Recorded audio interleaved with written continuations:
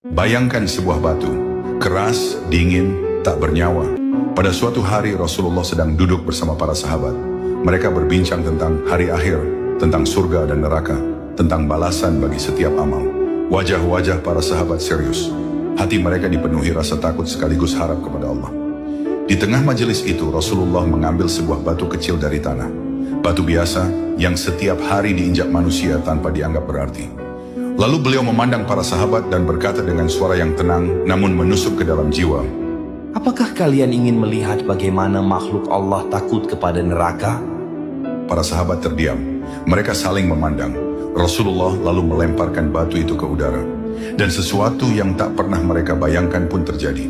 Tiba-tiba terdengar suara tangisan. Bukan tangisan manusia, tapi jelas itu adalah suara rintihan, suara ketakutan, suara jeritan yang membuat bulu kuduk berdiri. Batu itu menangis, batu itu merintih, batu itu bertasbih dan mengadukan rasa takutnya kepada Allah. Para sahabat terpaku, sebagian dari mereka gemetar, sebagian menundukkan kepala. Air mata mulai mengalir di pipi mereka, karena yang menangis bukan manusia, tapi batu. Lalu atas izin Allah, batu itu berbicara. Dengan suara yang membuat langit seakan terdiam, batu itu berkata bahwa ia baru saja diperlihatkan neraka. Ia melihat api yang menyala-nyala.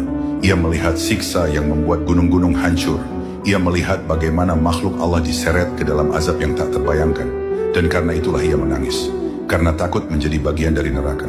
Rasulullah kemudian memandang para sahabat dengan penuh kasih dan berkata, Jika batu yang tidak berakal saja takut kepada neraka, lalu bagaimana dengan manusia yang diberi akal dan hati? Kalimat itu menghantam jiwa mereka. Ada sahabat yang langsung tersungkur, ada yang menangis terseduh-seduh, ada yang beristighfar tanpa henti. Mereka sadar, jika benda mati saja takut kepada neraka, lalu bagaimana dengan manusia yang setiap hari masih bermaksiat? Sejak peristiwa itu para sahabat semakin menjaga salat, semakin menjauhi dosa, semakin takut kepada murka Allah.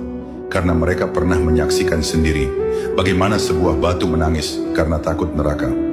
Dan hari ini kisah itu sampai kepada kita.